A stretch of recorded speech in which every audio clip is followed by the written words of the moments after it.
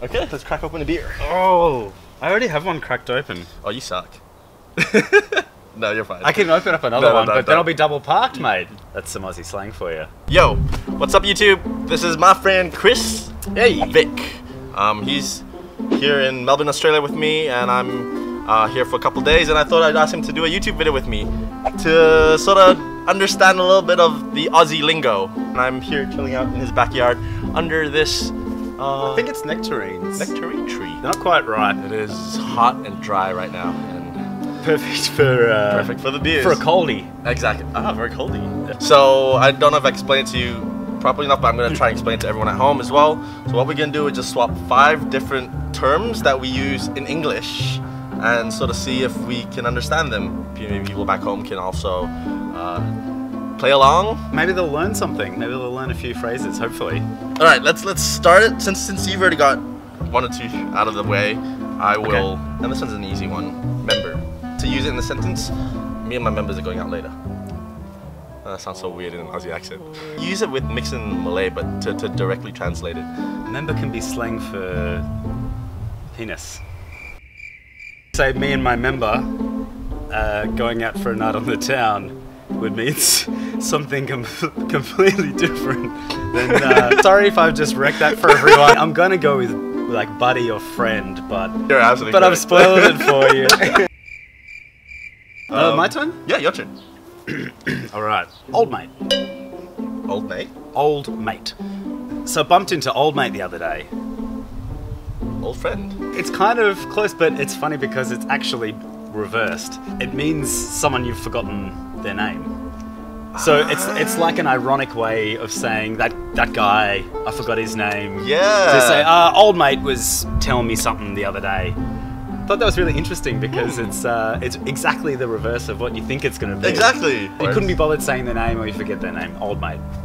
Old mate. Old mate. Old It's mate. like one word. Old mate. Yeah, it's like a name. Okay, yeah, pretty much. Me and old mate. Okay, number 2. Tackle. So did you end up tackling that girl last night? It sounds rougher than it maybe is, or maybe isn't, but does it mean pick up or have sex? The first one. To try your luck with another girl. Ah, cool. With Did you another tackle that girl? Yeah, okay. Yeah. Interesting. The last word that you said, just going back to tackle, similarly to your previous word. Yeah. So if member is the penis, tackle is the whole, way too sexual right now. A lot of connotation. It actually shows the differences that we see each of the words. Absolutely. And that's actually, I'm finding this quite amusing. So it's my turn? Yes, it is. It's hot. Okay, chuck. In the context, we'll say, I had a chuck. It sounds like to have a chuckle, but I don't think it is that. Because to chuck something is to throw something as well. Yep. So, how to chuck be to throw a tantrum?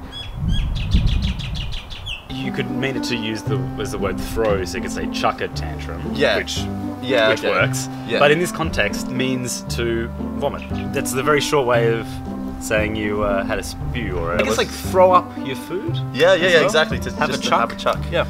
But makes sense though. Yeah. And chuck a Yui is as probably as Australian as it gets as well. That means turn around 180 degrees in your car. To literally So you throw a U-turn. U-turn. Yeah. U-turn, of course. Okay, next up. Sound. And this is how you'd use it. Went into work today, I got sounded by my boss. It sounds bad.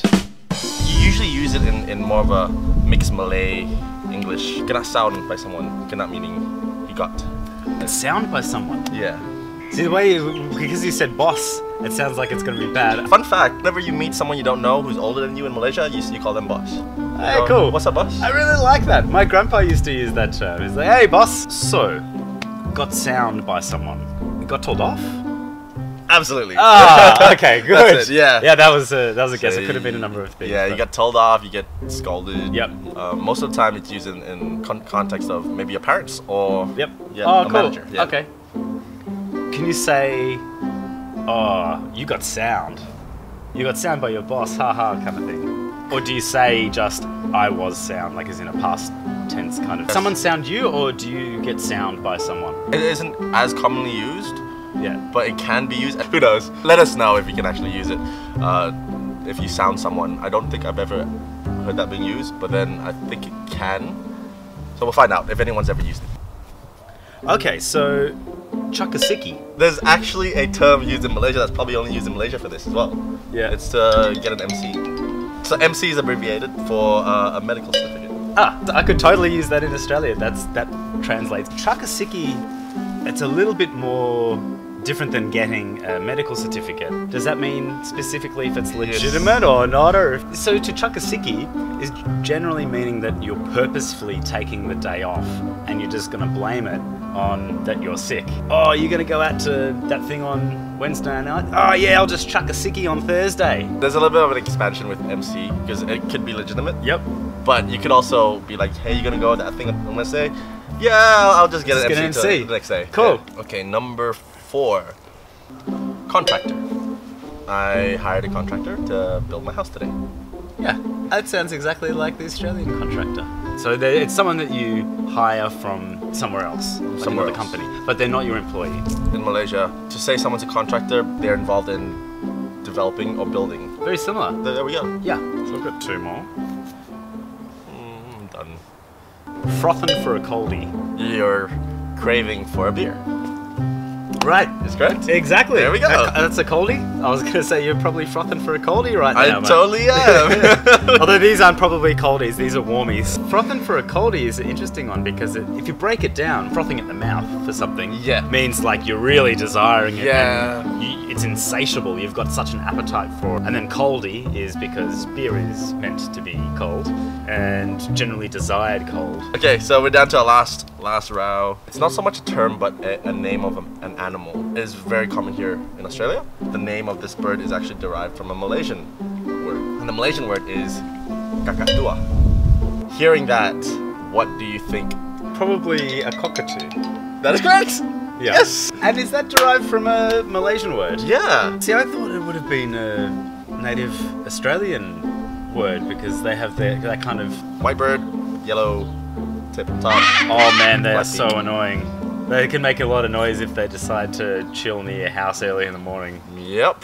Okay. Okay. So I have one more word. Neck it. You can say he necked it, she necked it, Okay. check out me neck it, or... So this is not what I was thinking of. But No, if you neck something, Yeah. so you say you neck it. But what does to neck something mean? To hit something, neck them. It's a common way to hit people, is it? In Malaysia, You just neck you them, neck man. someone. So if you neck something, it's always going to be a beverage. To neck a beer would mean to drink it really, really quickly. Everyone else has finished at the pub. You've got that much left, and we're about to get up. You haven't finished your beer, mate. He goes, just neck it and let's get out of here. Yeah. I guess it means open up your neck or and just... So do you guys have double parked? To double Okay. park is a term in Malaysia. Yeah. To park behind another person. Like next to them and you block them in? Yeah, you're blocking them. So we've got another one which means if you double parked, it either means that or it means that you've got 2 beers. We've got so many words all revolving around beers. It's the Australian Just way. say you've got a little bit, pretend this is full. So we've got a bit of beer left here. Yeah. If someone buys you another beer or if you buy another beer and you've got 2 beers, they have to be alcoholic beverages for some reason. We've got a real problem with drinking. If you've got 2 beverages in front of you, it means you're double parked. Yeah. And the rule is that if you double park, you have to neck the one that's most empty. Yeah. So then you've only got one in front of you. Makes sense. Just feeding him with the whole necking and thing. So that's the words. There we go. So with Chris here, he's got his own YouTube channel and he makes music with his body. If you don't know what that means, I'll leave it to you to check it out. I'll link you right over there. This is how he makes music. Or you can check out the link down below. You had fun. It's been a pleasure. Give me a hug. Thanks for having me on. This has been awesome. Yeah, and I hope you guys enjoy having Chris around too. Yeah. And we'll catch you guys real soon. Ciao. Bye.